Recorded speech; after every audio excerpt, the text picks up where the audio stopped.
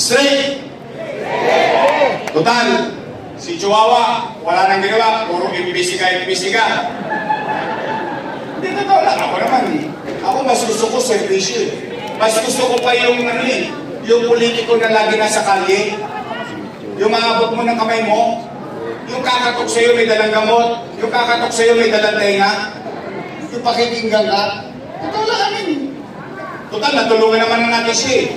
Pwede ba palitan na natin yun? Lagay na natin sa dog pound. Promise? Baka makakagat ko eh. May rubbish yun eh. O, ang ating Congresswoman, Apple Nieto!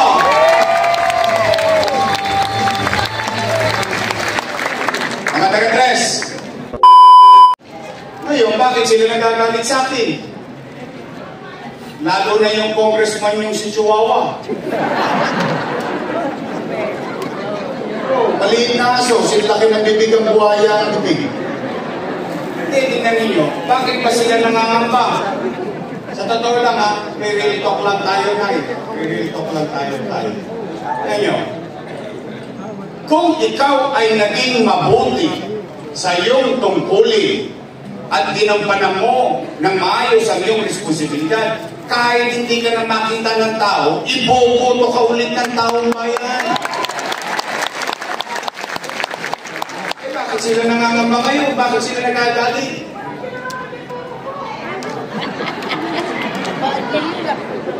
Tingnan ninyo, taong bayan na sumisigaw, bumalik ka na. Sila sumigaw, wala nang babalik! Napanood niyo ba yun? Nasigawan ako eh. Nagulat ako, tuktoro ka naman yun. Hindi na, ano lang ba, nagulat ako.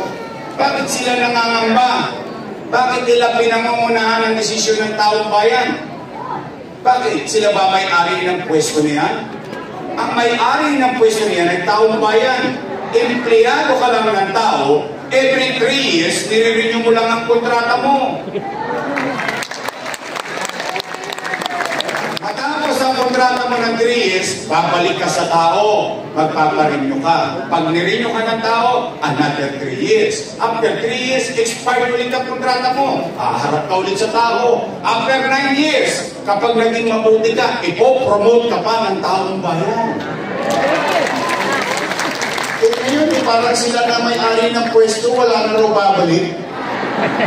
Wow! Chihuahua.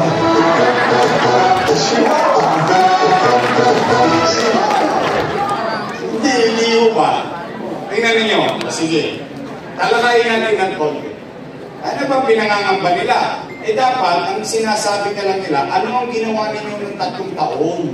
I-report nyo sa taong bayan. Then later on, pagdating ng araw ng paghuhukom, ang taong bayan magtatala na sa listahan kung sino ang gusto niyang mamuno sa kanyang pamayanan.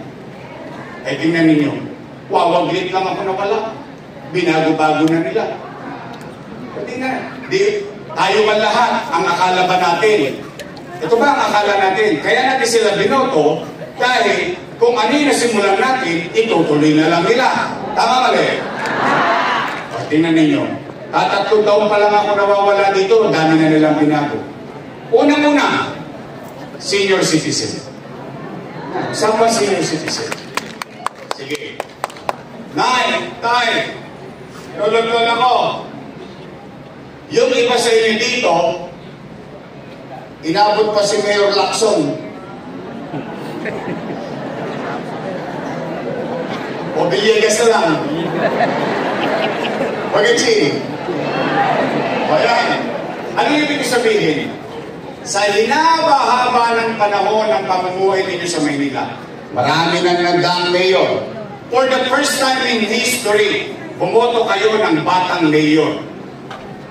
At yung batang mayor na yun, nakapag-isip ng para sa mayaman, ng para sa middle class, ng para sa mahirap, may sakit o wala, botante hindi, pantay-pantay may pensyon na 500 pesos. Tama ba? Kasi ayaw ko mag-claim. Eh kayo magandang testigo nito, dami nyo nang inabot na mayor eh. Tama ba? Wala yan ng araw. First time. Ulitin natin ha. Sinabi natin, mayaman, middle class, mahirap. Butante, hindi. May sakit o wala. O. Tanong, tay, totoo ba yung ginagawa nila ngayon? Na kapag hindi mo nakuha at wala ka sa araw ng payout ng first quarter, forfeited na siya sa second quarter? Tingnan ninyo. Kakarampot na pera. 500 piso na lang pinagdadamot pa natin. Eh, totoo niya, 500? Ngayon? O subukan niyo lumabas ang SM, hindi naabot sa bahay ninyo. Real talk lang. 500 na lang, pahirapan mo pa yung mga matatanda. So, ano gagawin ngayon ng mga matatanda? Di araw-araw yun, nag-aabang. Oh, samantalang nung araw, nung inumpisahan ko yan, ano sabi ko? Nahay, tay, lolo't lola, pumalatag kayo. Pag hindi nyo nakuha yung first quarter, doble kayo sa second quarter. Tama mali? Pag hindi mo nakuha first quarter, third quarter, triple ka sa third quarter. Tama mali? In fact, ano sabi ko? Nay, tay, huwag kayo magdalala. Hindi nyo kailangan mag-abala pag madali para ka lang nag-iipok sa bako. Pag hindi mo nakuha January hanggang Nobyembre, pagdating ng Disyembre, maglulubi-lubi tayo. Enero, Febrero, Marso, Abril, Mayo, Junio, Julio, Agosto. Hey!